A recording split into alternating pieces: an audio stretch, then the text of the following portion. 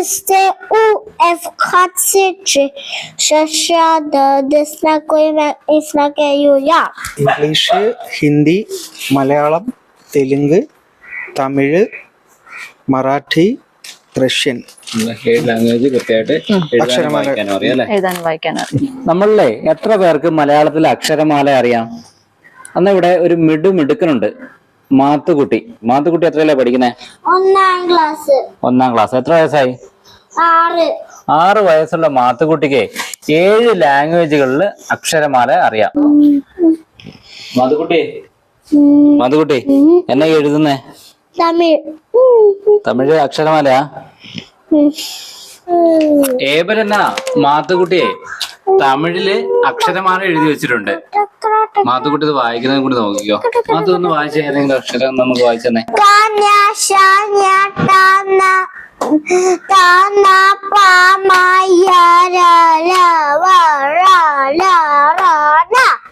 അപ്പോ ഇതാട്ടോ നമ്മുടെ മാത്തുക്കുട്ടിയുടെ പേരൻസിനെ നമുക്ക് പരിചയപ്പെടാം. ഉല്ലാസേട്ടനും പേര് നിസരി. ഓക്കെ. അപ്പൊ ഉല്ലാസേട്ടാ, നമ്മുടെ ഈ മാത്തുക്കുട്ടിയുടെ ഇതൊക്കെ ഈ കഴിവുകൾ എപ്പോഴാണ് നമ്മൾ തിരിച്ചറിഞ്ഞു തുടങ്ങിയത്? അത് ശരിക്കും പറഞ്ഞാൽ നമ്മുടെ ലോക്ക്ഡൌൺ കാലഘട്ടത്തില് ഇവിടെ എല്ലാവരും വീട്ടിൽ തന്നെയാണല്ലോ, അപ്പൊ പുറത്തിറങ്ങാനുള്ള ഒരു വഴിയില്ല. അന്നേരം ഇത് ചെറുതാ. അന്നേരം എന്ന് പറഞ്ഞു കഴിഞ്ഞാൽ ഇവനെ ഈ മറ്റേ സ്കൂളിൽ നിന്ന് പി സ്കൂൾ എന്ന് പറഞ്ഞിട്ടൊരു ആപ്പ്, അത് ടീച്ചേഴ്സ് അക്ഷരം പഠിക്കാൻ വേണ്ടി കൊടുത്തു. അതിൽ മലയാളം മാത്രം പഠിച്ചാൽ മതി എന്നാ പറഞ്ഞത്. ഇവൻ അത് മലയാളം കഴിഞ്ഞ് തമിഴ് ഓപ്പണാക്കി, തെലുങ്ക് ഓപ്പണാക്കി, ഹിന്ദി ഓപ്പണാക്കി, അങ്ങനെ ഓരോ ലാംഗ്വേജ് ആയിട്ട് ഇവൻ ഓപ്പണാക്കി സ്വന്തം പഠിച്ചു. ഇത് എന്ന് പറഞ്ഞു കഴിഞ്ഞാൽ നമ്മളിതൊന്നും അറിയുന്നില്ല.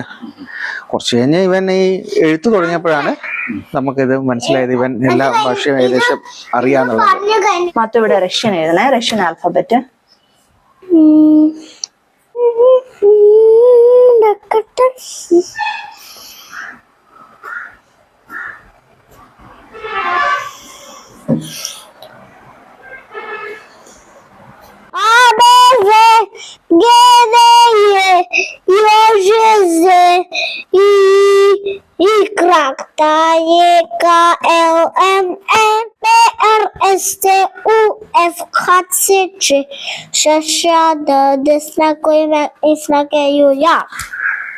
ഇവനിപ്പോ എത്ര ലാംഗ്വേജ് ഇപ്പൊ എഴുതാൻ അറിയാം? 7ഓളം ലാംഗ്വേജ് അവന് കറക്റ്റ് ആയിട്ട് എഴുതാൻ അറിയാം. English, Hindi, Malayalam, Telugu, Tamil, Marathi, Russian language കൃത്യമായിട്ട് എഴുതാനും വായിക്കാനും അറിയാം. മാത്തുക്കുട്ടിക്ക് ഇപ്പൊ 6 വയസ്സെന്നല്ലേ പറഞ്ഞത്? 6 വയസ്സ്. 1ാം ക്ലാസ്സിൽ പോകും. 1ാം ക്ലാസ്സിൽ. ഇംഗ്ലീഷ് മീഡിയമാണോ? മലയാളം മീഡിയം അല്ലേ? ഇവന്റെ മറ്റു ചില കഴിവും കൂടിയുണ്ട്. 195 രാജ്യങ്ങളുടെ പതാക എന്റെ ഉണ്ട്. അതിലിപ്പോ ഒന്ന് എടുക്കാം. മാത്തുക്കുട്ടി ഇതേതാ? Honduras.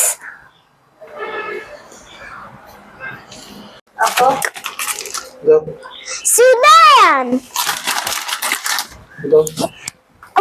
Wait. North Korea. Zambia.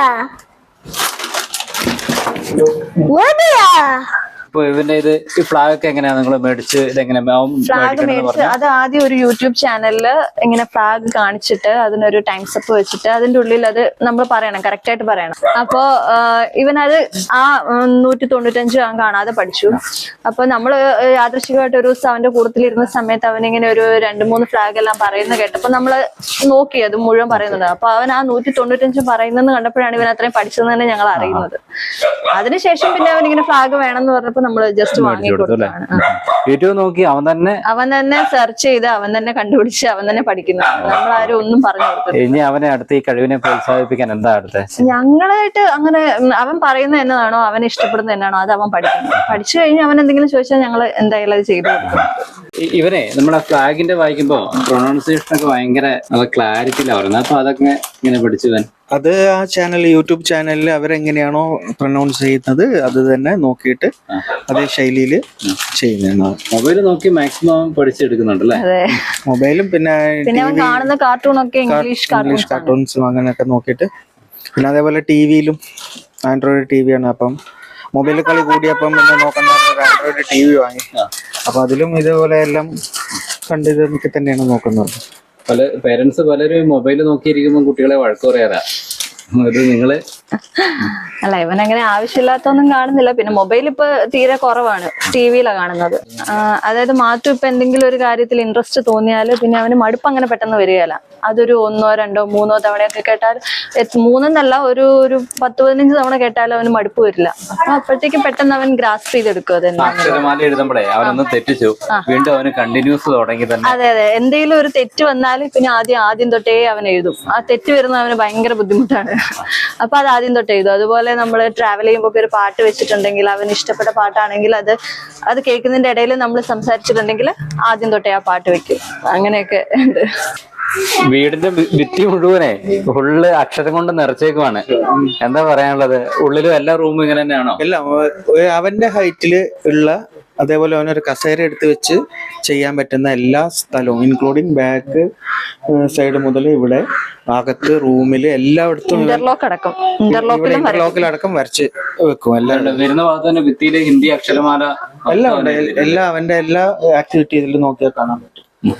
പിന്നെന്ന് പറഞ്ഞു കഴിഞ്ഞാൽ ഇത് ആദ്യം ഇത് തുടങ്ങിയ സമയത്ത് നമ്മൾ പറഞ്ഞിരുന്നു വേണ്ട ഭിത്തിയിൽ എഴുതരുത് എന്നൊക്കെ പറഞ്ഞിട്ടുണ്ടായിരുന്നു. പക്ഷെ എന്റെ അച്ഛൻ, അതായത് ഇവന്റെ ഗ്രാൻഡ് ഫാദർ പറഞ്ഞു വേണ്ട, കുട്ടിയല്ലേ, അവന് ഇഷ്ടമുള്ള എഴുതിക്കോട്ടെ എന്നൊക്കെ പറഞ്ഞു.